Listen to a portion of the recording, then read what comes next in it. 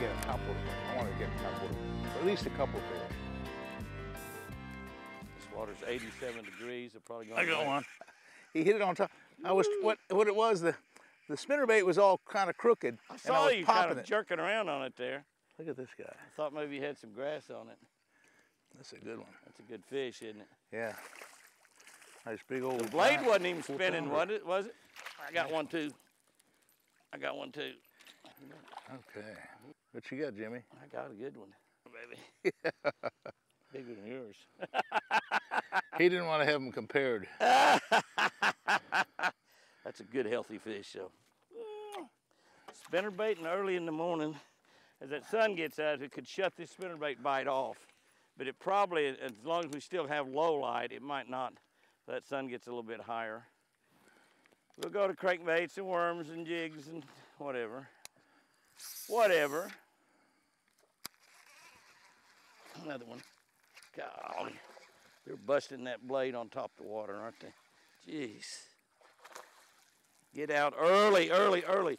I've been kidding a lot over the last several years, Roland. I tell people that fish don't bite as early as they used to. They're still biting. Jimmy's just not out here a lot of times early as he needs to be.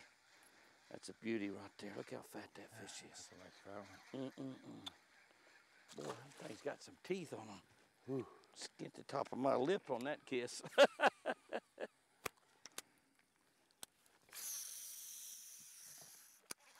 Mercy. Sweetness. Oh, he came after. Oh, you got him. You got it. You got him. Popping that blade on top, pop it on top, and then kind of get him going, and then they come after it. Yep. Looks like a little shad flickering on top of the water when you let that blade pop out. I like to do that. Popping them on top. Nice couple pounder. Kind of looks like a little shad. You know the thing about this spinnerbait, I'll have to give Jimmy a lot of credit on this thing. This is an indestructible spinnerbait.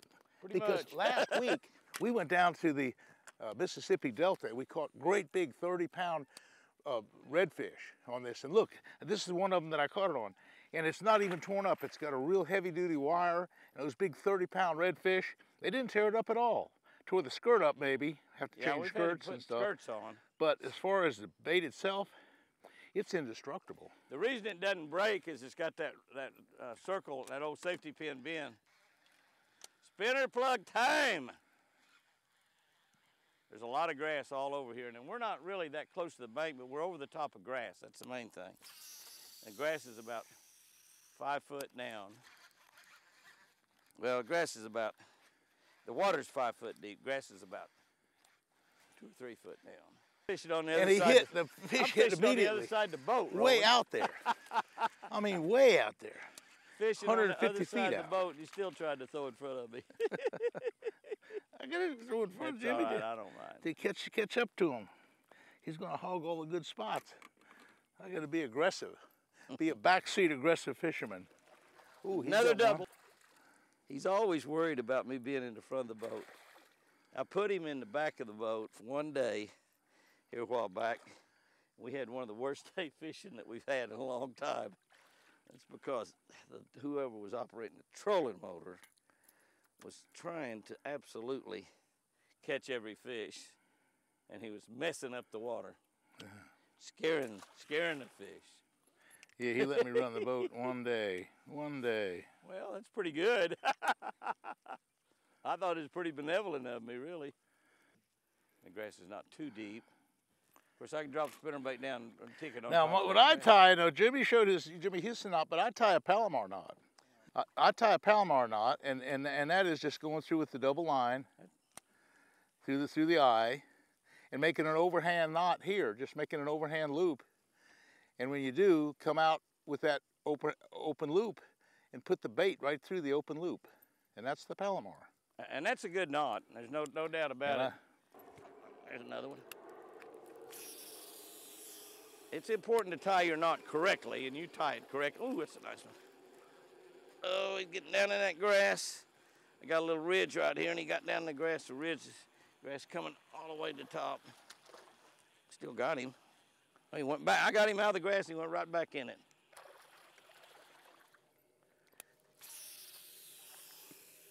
Come here, baby.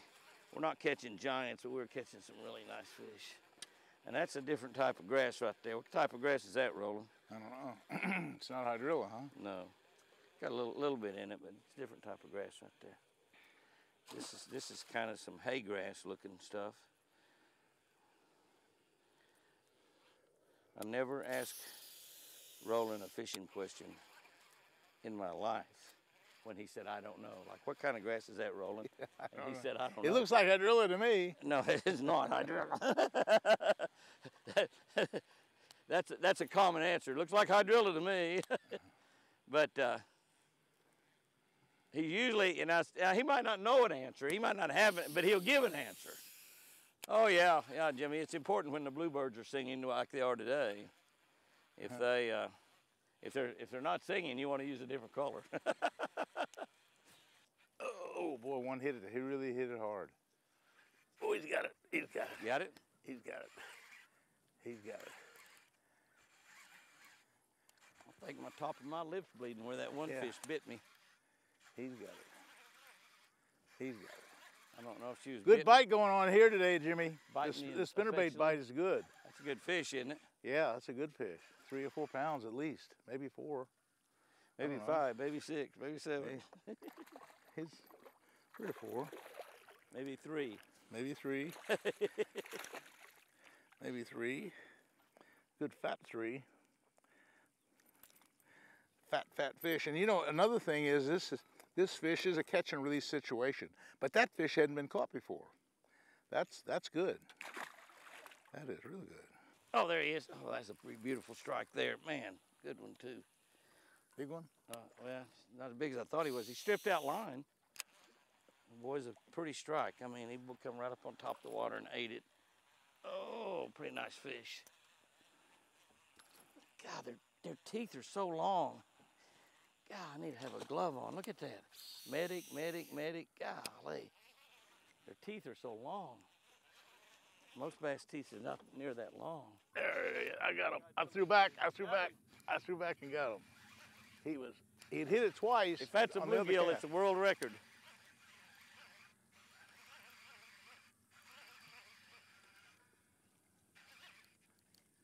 Yeah, good one. Good one. How big is that fish? Nice big bear. Very nice. Nice big bear. Nice big bear. Good one. Good one. That's what we're talking about, folks. Big old 4-pounder. Close to it. That's what we're talking about. Good spinnerbait bite. And with the depressed weed guards, you just have to keep your line tight. You can't give him any slack or he'll jump off. But it's a good way to keep the fish from getting all torn up. But spinnerbait's not as bad as a worm, so that's not bad. That fish hit us 2 other times out there on the same spot. Made a long cast. All of the fish in the nation, all the bass were caught on barbless hooks. How many more fish that would be still alive? Particularly worms, where they swallow that hook. There's one. Yep, well, I saw him boil up it on top of the water. Yeah, right up to the top of the water. That was pretty, wasn't it? They raised it up to the top, and they wanted it shallow. They really wanted it shallow. It's a good fish. The bite has slowed down on us as that sun gets 4 or 5 higher. pounder. We're going to change other baits, I'm sure. Oh, yeah. Nice fish. Nice big 4-pounder. Golly, as long as they keep hitting that spinnerbait up on top of the water, it's hard to change, isn't it, Roland? You know, Jimmy and I are both power fishermen, and this is my cup of tea. You know, I can fish finesse, and I can go a little worms, and I can do all the Ned rigs and stuff. But give me a spinnerbait, give me a crankbait, give me a big old flipping jig. Hey, I'm a power fisherman. That's what I like to do. More fun, isn't it? Okay, my little technique on that one, Jimmy, a little bit different. I'm throwing out to the edge of the grass. I'm letting it kind of sink down a little bit. Kind of lift it up. In the grass, I'm hitting right there, and I kind of drop it a second. Anyway. There's one. You get one? Another non-crankbait, Roland. Yeah. They're not as big as what was catching on the spinnerbait. Neither one of these fish were quite as large. Might be a crappie. Well, that's a bass. Barely hooked. Barely hooked, but good. Yeah, I might have to go to a crankbait. I got several of them laying up here. It's a pretty fish, but not near the quality we were catching earlier on a spinnerbait. Now that's another thing that happens when you're fishing in summertime like now and you have a bright sunshiny sky and all these little clouds floating around are going away, is that I had one hit it. you sometimes will catch your bigger fish. I got it back on again. Yeah, you got him. You got him. He hit it. You have it. That's another. It's about the same size I was catching. Maybe it's a lot of times you'll catch your biggest fish the first hour of the day. A lot of times you'll do that. And you keep thinking about, well, I got one big one, I'll probably catch another one. Many times it doesn't ever happen. We definitely caught bigger fish earlier, right, Roland? Yeah. Definitely did. Okay. Now what I did on that There one, he you is. got one? There he is. Let it sink down. You're fishing it like I'm fishing a crankbait, except you're Yeah. ticking the top of the grass with it. Grass is pretty short right out here. See it on my Garmin. That's a nice fish there.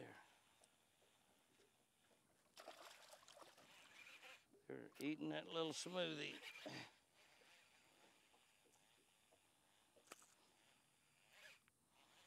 They're hitting that grass.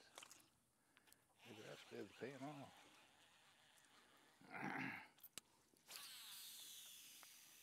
That one hook must have just a little bit of barb still left on it.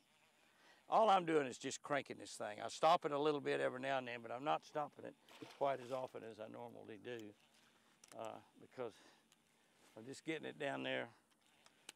It runs 8 foot deep, so if I get it shallower than that, or the grass comes up higher than that, I get grass on it. So if I feel it tick anything at all, I stop it, which is a good practice to do no matter where you're fishing, no matter what you're fishing.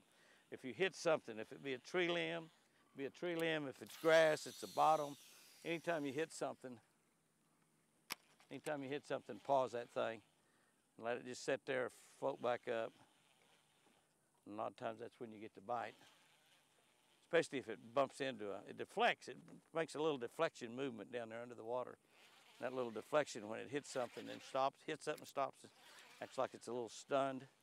Or at least that's what I'm envisioning, is the fish thinks that bait's a little stunned, and so it's easier to catch, and they whack it. Worm time. We're getting everything going here. It worked. Power fishing 101. Everything's worked just perfectly Start the off way with it's supposed to. big old spinner bait, then go to big old crankbait, To a and big start old jacking worm. a worm around. Big old 4-pounders and Big 5-pounders, and ooh, son, I like it. This is what bass fishing is supposed to be. Yeah. And believe it or not, even though we are on each other's butt, hey, we're good friends. And we do work together good. Sometimes. Not all the time, but most of the time. Roland gets a fish or two behind. He gets to whining. He's a big baby. I gotta try to let him keep it like within 1 or 2 fish. But He gets I'm 3 saying, behind. I'm keeping up with you, Jimmy. 3 I've behind. caught- Oh I've yeah, caught of as many course you as he keep has, it and I'm up. sitting in the back of the boat Of course at a you- disadvantage where he's raping all the honey holes before he even tells me about them. Oh, cry me a river. Oh, get But your that's all right. violin out. Whitey, whitey, whitey. I'm caught up. I don't have to catch up. I got him. About time. 3 casts in a row I missed a fish. And I got him. Good one, too.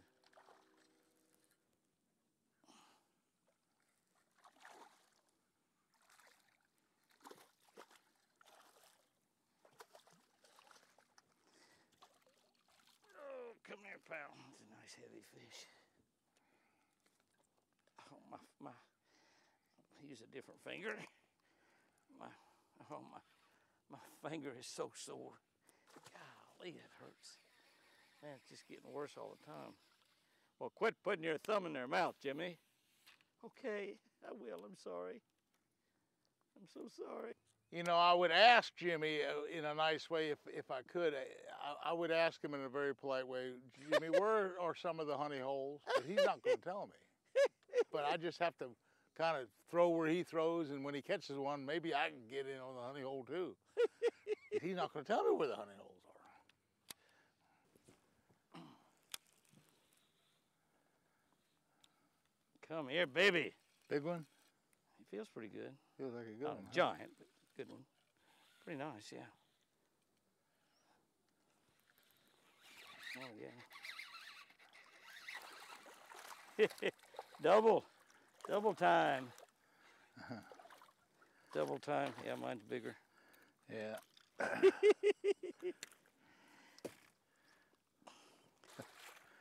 Yeah. It's a nice one, though. Yeah. Well, they all count one. Old Joe Krieger would say that. They all count one. How many fish have we caught today? 40. There you go. Got him? Yeah. I'm glad you come out with a fish instead of hung up in there. That's a big one. Bad one, too, isn't it? Big bad one. Ooh, yeah. Look at that big one. Ooh, yeah, good fish. That's a big fish. That's Good maybe the fish. biggest one I've caught all day. It's a I believe it 5-pounder, it looks like. I believe it is. Looks like a good one. Oh, I got one, too. You got I got a a good one? giant. I got a giant. Do you really? Oh, Look, yeah. there's more fish underneath him. This is going to eat yours. I don't know, Jimmy. Huh? I'm going to come forward and check this one there. out. Sit down right there. Sit down there in that chair. Move that deal and sit down and get my fish. Huh? Get my fish. And don't be swapping fish now. Sit down right there and get my fish. Lay your rod I down. want to see. I got my fish. Lay your rod down. Lay your rod down. That's a big one. Lay your rod down. Get my fish. That's a big one. Okay. Two big fish. Now, which is the biggest? Yeah, you might have me. That's a 6, and this is a 5. Is my worm in there? Hey, folks. My worm's gone. My worm's gone. I only caught I 12 tell you or what, 15 fish on it. Jimmy, we've caught them every kind of way. Today has been a heck of a day. We've done perfect, Roland. We started with a spinnerbait, waking it up on top of the water, red mint spinnerbait. That worked We good. switched over. Now We switched over to an American original deep smoothie. Yeah. And We then, caught as 4 or the 5 sun on got up higher, Went to we the old went to a worm plastic trick. worm and fishing down Look deep. at these 5-pound bass. Isn't that something? That's something else. 5 pounds, 6 pounds. Yeah, 6 pounds. Now go ahead. You can kiss my girl and turn Well, her anyway, folks, I'll tell you, Jimmy, it's been a pleasure again fishing with you. And hey, thanks for sharing some of your secret holes with me, even though you didn't tell me about them. I told him. I had to I'm kind getting of ready to find come up out on the long honey run. hole here, Roland. But it was still He a lot throws of fun. crankbait up there, gets hung up. We When I'm trying hopefully to talk, he's always talking. we hope we've shown you how to fish these timber lakes in the summertime when it's hot weather, 100 degrees, and how to really catch these bass. And thank you, Jimmy. Want to catch him, you got to put a worm on. Folks, we'll see you again soon. Thanks for watching. Summertime fishing, when it's really hot like it is in the south this time of the year, we're having massive heat waves that we haven't seen since maybe 2012, 2013, like 8 or 10 years since we've seen heat like this. And then back in 2008 when we had like 40 some odd days over 100 degrees, and we've had several around 110 in the south, and heat indexes up in the teens and even into the 120s. You want to go early as you possibly can. You want to go late in the evening when it starts cooling off and fish all the way till dark. The middle of the day, the wind dies. If you got a little breeze, it helps, but it's tough. Here's your best deal to do. Start out with a topwater, like Roland started with a topwater this morning, or a spinnerbait, and fish shallow. Waking the bait. This is a red man spinnerbait. We caught a lot of fish on that. This particular bait right there has probably caught over 200 bass. Start out with something shallow, topwater bait or a spinnerbait, and just stay with that as long as you can. If you've got a lake that you can find some shade, run the shade. Run the shade with your shallow running bait. Now, once you do that, and that bite slows down or sometimes just absolutely quits, is what it did for us today, we moved to a crankbait. This is an American original deep smoothie. We moved to a crankbait out on the edges of the grass and caught a few fish on that. Now, as the sun got higher, that bite even slowed down. You had to use something that you slow down and fish them slow and easy. That's when we moved to a plastic worm. And we caught them on a hydro tail, Lucky Strike hydro tail, the sneaky stake. Caught them, I think Roland caught a few on a baby Huey. And so we moved down to this. So you want to continually change as your day changes. Now, don't think that just works in the summertime. It works all year round. As your day changes, it gets windier, the wind quits, it gets cloudy, cloud goes away, temperature rises, temperature drops. Always be adapting to your fish. When the bite slows down, start adapting, and you're going to have a lot of success out there. Get out there and whack them, whack them,